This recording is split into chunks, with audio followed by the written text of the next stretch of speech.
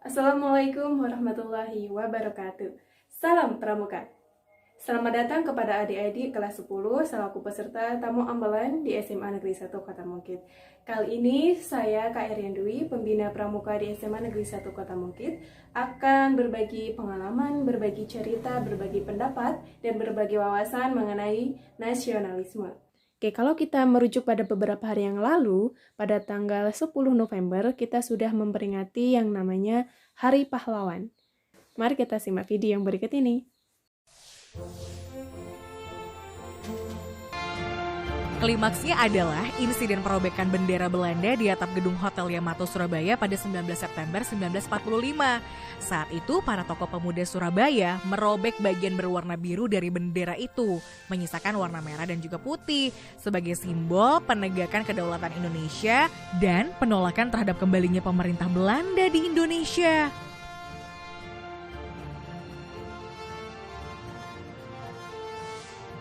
Peristiwa ini kemudian disusul dengan perintah gencatan senjata oleh Presiden Soekarno pada 29 September untuk meredakan suasana yang memanas.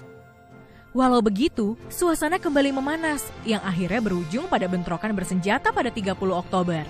Peristiwa ini menyebabkan tewasnya pemimpin tentara Inggris di Jawa Timur, Brigadir Jenderal Malabi. Peristiwa ini membuat Inggris mengeluarkan ultimatum agar seluruh rakyat Surabaya menyerahkan semua senjata dan menghentikan perlawanan sebelum pukul 6 tanggal 10 November. Ultimatum ini tidak dihiraukan oleh rakyat Surabaya. Mereka memutuskan untuk terus melakukan perlawanan, yang juga didukung oleh para tokoh pemuda dan tokoh pergerakan saat itu. Semangat perlawanan ini ditandai dengan beredarnya semboyan merdeka atau mati di kalangan rakyat dan pejuang di Surabaya. Akhirnya, puncak dari semua perlawanan ini pecah dalam sebuah pertempuran dahsyat di tanggal 10 November. Pertempuran ini berlangsung selama 3 minggu dan menewaskan sekitar 2.000 tentara sekutu dan 16.000 pejuang Indonesia. Dahsyatnya pertempuran serta gigihnya semangat dan tekad para pejuang dan rakyat Surabaya untuk mempertahankan kedaulatan bangsa. Kemudian menjadi inspirasi yang menggerakkan semangat perlawanan di seluruh wilayah Indonesia yang akhirnya memaksa sekutu untuk menerima kemerdekaan dan kedaulatan Indonesia.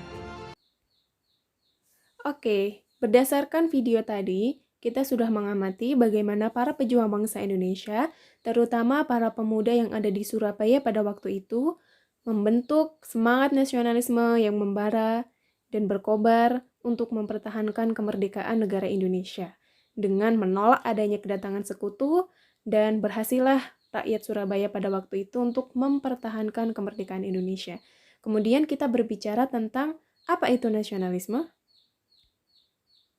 Nasionalisme itu berasal dari kata Latin natio atau nascor, yang artinya saya dilahirkan, dan secara etimologis adalah nasionalism, nation, yang artinya adalah bangsa. Maka pada beberapa identitas seperti paspor dan lain sebagainya ada namanya nationality, yang artinya kebangsaan. Nah, salah satu tokoh yang mencetuskan adanya nasionalisme adalah Hans Kohn. Hans Kohn ini mencetuskan sebuah teori tentang nasionalisme bahwa nasionalisme adalah suatu faham yang memandang bahwa kesetiaan tertinggi individu harus diserahkan kepada negara kebangsaan. Oke, kita akan bahas pentingnya nasionalisme. Kenapa nasionalisme itu penting? Yang pertama, menumbuhkan dan meningkatkan rasa cinta terhadap tanah air dan bangsa. Ketika kita memiliki rasa cinta dan rasa cinta itu meningkat, maka secara tidak langsung kita sudah memiliki suatu hal. Ketika kita cinta terhadap tanah air kita, maka kita sama saja dengan memiliki tanah air kita. Dan yang kedua, membangun hubungan yang rukun dan harmonis antar individu dan masyarakat. Nah, hal inilah yang dapat menyebabkan adanya peningkatan kesejahteraan masyarakat. Ketika hubungan masyarakat itu rukun, harmonis, saling membantu satu sama lain, maka akan tercipta kesejahteraan masyarakat tanpa harus merongrong meminta-minta pada negara. Dan yang ketiga adalah menumbuhkan semangat rela berkorban bagi tanah air dan bangsa. Nah, semangat rela berkorban bagi tanah air dan bangsa ini akan mewujudkan adanya kepedulian berbangsa dan bernegara. Karena kita bernegara Indonesia, maka kita harus rela berkorban bagi Indonesia. Dan yang terakhir adalah menjaga tanah air dan bangsa dari serangan musuh, baik dari dalam negeri maupun luar negeri. Nah, ini sejalan dengan Bapak Insinyur Soekarno yang pernah berkata bahwasanya kami berjuang melawan penjajah, tetapi anak turun kami nanti akan berjuang melawan bangsanya sendiri. Itulah yang dimaksud sebagai serangan musuh dari dalam maupun dari luar negeri. Maka ketika kita punya nasionalisme yang tinggi, kita akan menjaga keutuhan bangsa negara ini dengan baik dan kemerdekaan kita dapat dipertahankan. Nah, nasionalisme ini ternyata berbeda konteksnya dari dulu dan sekarang.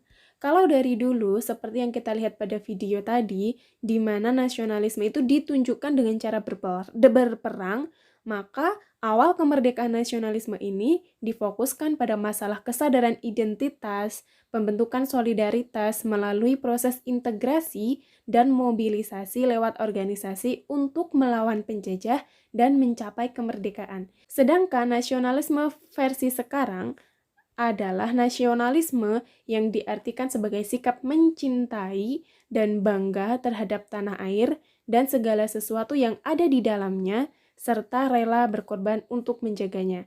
Dan dalam hal ini tujuan dari nasionalisme adalah mempertahankan kemerdekaan.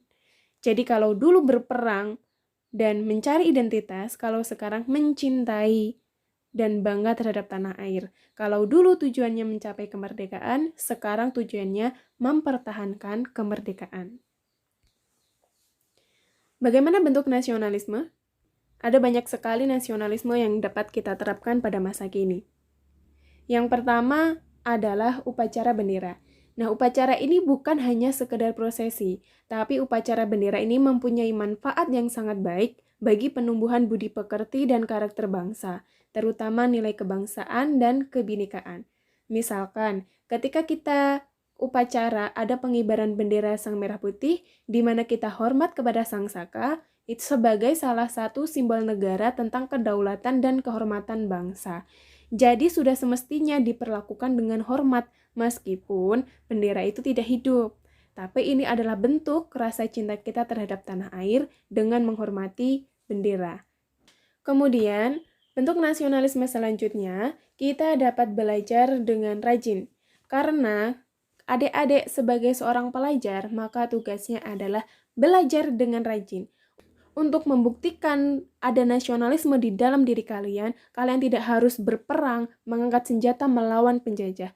Tapi kalian cukuplah untuk melaksanakan tugas dan kewajiban kalian sebagai seorang pelajar dengan cara belajar yang giat, belajar yang tekun, yang rajin, yang sungguh-sungguh, di mana dengan belajar ini kita dapat meningkatkan kecerdasan kita, intelektual kita, dan ketika kita sudah cerdas, kita tidak menelan mentah-mentah berita hoax yang gampang sekali beredar.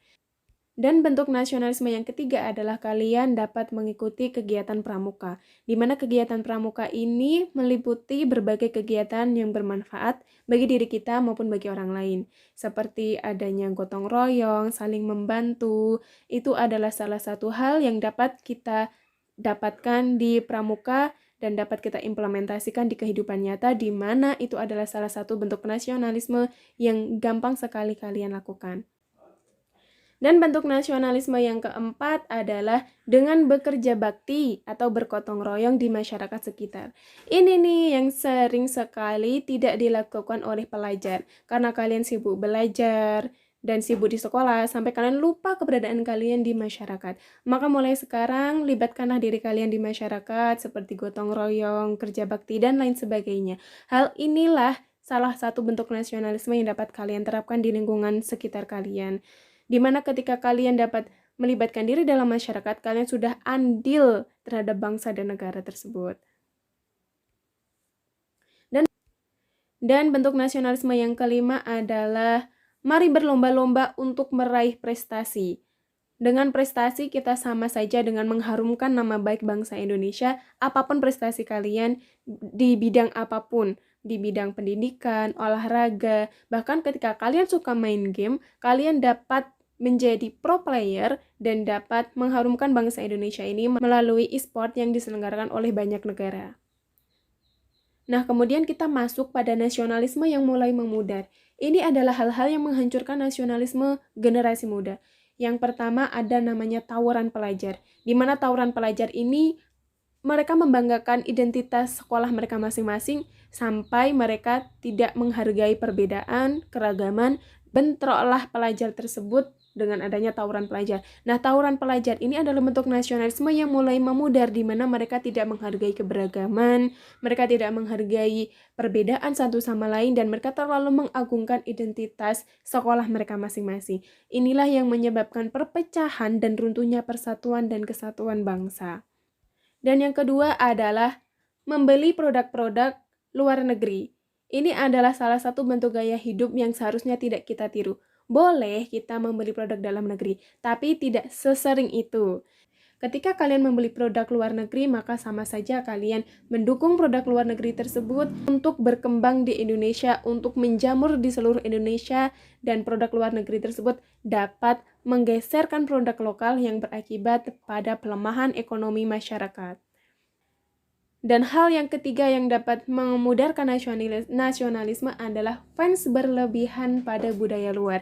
Ini yang sering terjadi di kalangan remaja pada saat ini, di mana mereka memiliki fans di luar negeri tetapi terlalu berlebihan, sampai-sampai gaya hidupnya juga mengikuti budaya luar, cara makannya juga mengikuti budaya luar, segala sesuatunya mengikuti budaya luar, sehingga identitas bangsa kita sendiri luntur karena kita terlalu bangga terhadap budaya luar tersebut. Ini perlu diwaspadai dan hati-hati. Nah, ternyata nasionalisme yang berlebihan itu juga menyebabkan pudarnya nasionalisme. Ini adalah salah satu contoh nasionalisme yang berlebihan di mana kita sangat cinta terhadap bangsa Indonesia. Ketika bertemu dengan bangsa lain dalam sebuah liga, di sini adalah laga Timnas versus Malaysia. Ketika Timnas kalah, nasionalisme yang berlebihan tersebut menunjukkan Indonesia ini yang paling benar, yang paling baik. Negara lain itu salah. Wasitnya yang tidak adil dan lain sebagainya yang berakibat pada kerusuhan supporter. Nah, ini adalah nasionalisme yang berlebihan yang tidak diperbolehkan untuk dilakukan. Dan bagaimana seharusnya nasionalisme? Nasionalisme seharusnya adalah mencintai bangsa kita tetapi tetap menghargai bangsa lain. Ketika dalam sebuah laga Timnas versus Malaysia, siapapun yang menang, kita tetap bersahabat, kita tetap bersaudara, karena kita adalah satu rumpun, karena kita sama-sama manusia, akan lebih baik kalau kita saling berdamai, hidup berdampingan. Kita akan berangkat pada bagaimana memupuk nasionalisme. Beberapa cara yang dapat kita lakukan adalah memperkenalkan aneka ragam budaya Indonesia, di mana Indonesia memiliki banyak sekali ragam budaya. Ketika kita dapat menghargai perbedaan, maka kita dapat hidup berdampingan dan sejahtera. Kemudian menggunakan produk karya dalam negeri, di mana kita dapat menyokong kegiatan ekonomi UMKM dan kita dapat bersama-sama mencapai kesejahteraan. Dan juga memperkenalkan sejarah Indonesia, di mana Indonesia ini sudah melakukan perlawanan dan meraih kemerdekaan dengan tumpah darah para pahlawan, dan itulah kita harus menghargai beliau dengan cara mempertahankan kemerdekaan ini, dengan cara memupuk nasionalisme dan menjaga persatuan dan kesatuan bangsa.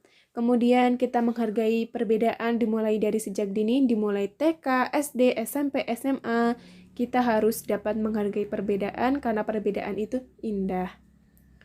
Dan juga menciptakan prestasi dalam berbagai bidang. Apapun kemampuan kalian, apapun keterampilan kalian, silahkan diasah, silahkan